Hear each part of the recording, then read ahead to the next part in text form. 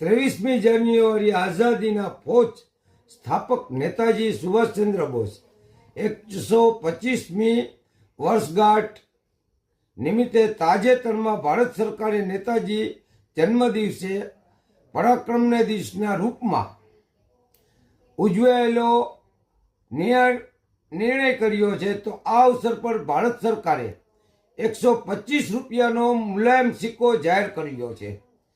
તો આ સિક્કો 4 ધાતુએ બનેલો છે।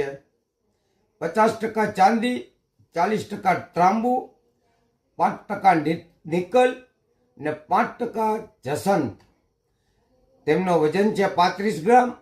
ને ખાસ નોંધ લેજો મિત્રો કે આ સિક્કો બહુ કિંમતી છે, ઝડપી લેજો। બેંકોમાં છે, જેના હાથમાં આવે તે ઉપાડી લેજો, કારણ કે આજની તો કાલ આ સિક્કો બહુ કિંમતી છે। તો કોમેન્ટ કરજો, ફોલો કરજો। જય હિન્દ, જય ભારત।